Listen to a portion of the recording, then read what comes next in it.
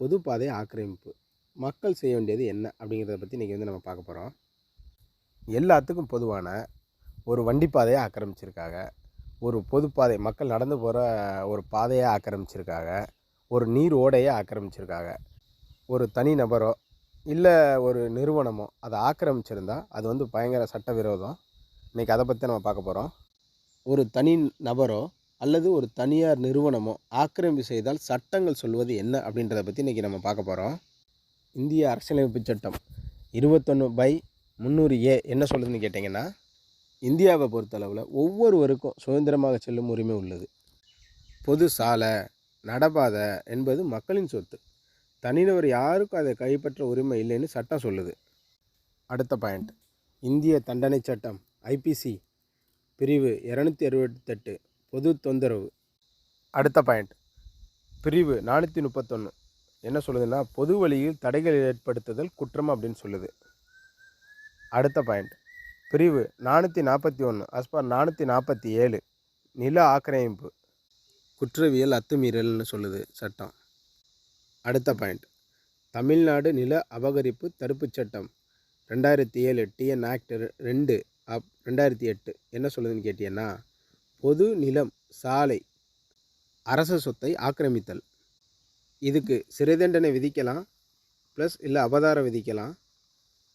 இந்த சட்டத்தின் கீழ் ஒவ்வொரு மாவட்டத்திலும் நில அபகரிப்பு தடுப்பு பிரிவு காவல்துறையின் கீழ் செயல்படுகிறது. எல்லா மாவட்டத்திலையும் காவல்துறையின் கீழ் நில அபகரிப்பு பிரிவுங்கிற ஒரு தனி பிரிவே செயல்பட்டுக்கிட்டு இருக்கு.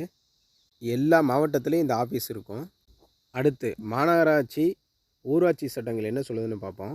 தமிழ்நாடு நகராட்சி சட்டம் 1920, தமிழ்நாடு மாநகராட்சி சட்டம் 1994 சாலைகள் ஆக்கிரமிப்பு செய்தால் நகராட்சி மாநகராட்சி அதிகாரிகள் நேரடியாக அற்ற அதிகாரம் பெற்றுள்ளனர் அப்படின்னு சட்டம் சொல்லுது.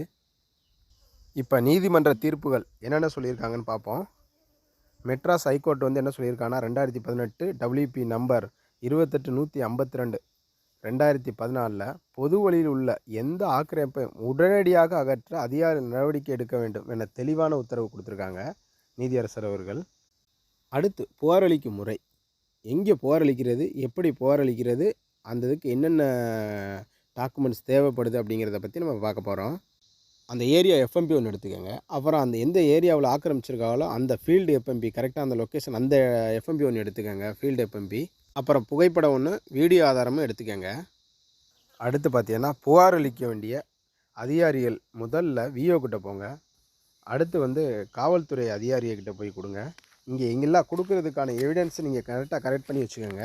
இப்போ VO கிட்ட போனீங்கன்னா அதை நான் கொடுத்ததுக்கான எவிடன்ஸ் வாங்கி வச்சுக்கோங்க. அதே மாதிரி காவல் நிலையத்தில் போய் நீங்கள் எந்த ஒரு டாக்குமெண்ட், இதுக்கு மட்டும் இல்லை எதுக்கு நீங்கள் கொடுத்தீங்கனாலுமே அங்கே CSR அப்படின்னு நம்பர் ஒன்று கொடுப்பாங்க. அந்த நம்பரை நீங்கள் கன்ஃபார்மாக அந்த மனுவை போட்டுட்டு வாங்கி வச்சுக்கோங்க. அடுத்து தாசில்தார்கிட்ட கொடுங்க. அடுத்து சப் கலெக்டர்கிட்ட கொடுங்க. மாவட்ட காவல் கண்காணிப்பாளர் அங்கே ஒன்று கொடுத்துருங்க. அப்புறம் நில அபகரிப்பு தனிப்பிரிவு அங்கே ஒன்று கொடுத்துருங்க. அடுத்து பார்த்தீங்கன்னா மாவட்ட ஆட்சியர்கிட்ட கொடுத்துருங்க. இது எல்லா கொடுத்ததுக்கான எவிடன்ஸையும் வாங்கி நீங்கள் கரெக்ட் பண்ணி வச்சுக்கோங்க. காவல் நிலையத்தில் புகார் அளிச்சுட்டு அதன் நகலை கொண்டு மாவட்ட காவல் கண்காணிப்பாளர்கிட்ட கொடுத்துட்டீங்கன்னா அவங்க அந்த நில அபகரிப்பு தனிப்பிரிவுகளை கொடுத்துட்டு அதுக்கான ஆக்ஷனை உடனே எடுப்பாங்க. அப்புறம் ஆன்லைன் வழியாகவும் உங்கள் மாவட்ட ஆட்சியருக்கு கம்ப்ளைண்ட் கொடுங்க. அதுக்கடுத்து CM செல்லுக்கு ஒரு கம்ப்ளைண்ட் போட்டுருங்க. நீங்கள் போலீஸ் ஸ்டேஷனில் புகார் அளித்ததுக்கப்புறம் கன்ஃபார்மாக அந்த CSR நம்பரை கன்ஃபார்மாக நீங்கள் வாங்கி வச்சுக்கோங்க. அதுக்கு எடுத்துகிட்டு RTIயில் போட்டு தகவல் அறிவு உரிமை சட்டத்தில் போட்டு 2005 மூலம் உங்கள் புகாருக்கு என்ன நடவடிக்கை எடுக்கப்பட்டுள்ளது அப்படிங்கிறத நீங்கள் கேட்டு தெரிஞ்சுக்கோங்க. நீங்கள் கம்ப்ளைண்ட் கொடுத்த எல்லா காப்பியுமே நீங்கள் வாங்கி வச்சுக்கோங்க.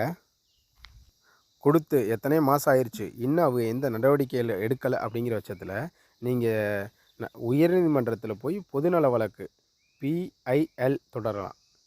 பொது சொத்து பொதுமக்களுக்குத்தான். சாலை, தெரு, நடபாதை, அரசு நிலம், ஓடை அவை அனைத்தும் மக்களின் சொத்து. ஒரு தனிநபரோ இல்லை நிறுவனமோ அதை பிடித்து வைத்தால் அது சட்டவிரோதம், குற்றம். பொதுமக்களின் விழிப்புணர்விடம் இருந்தால் மட்டுமே இத்தகைய ஆக்கிரமிப்புகள் முற்றிலும் தடை செய்ய முடியும். பொதுமக்களுடைய விழிப்புணர்வு இருக்கிறது ரொம்ப முக்கியம். நன்றி, வணக்கம்.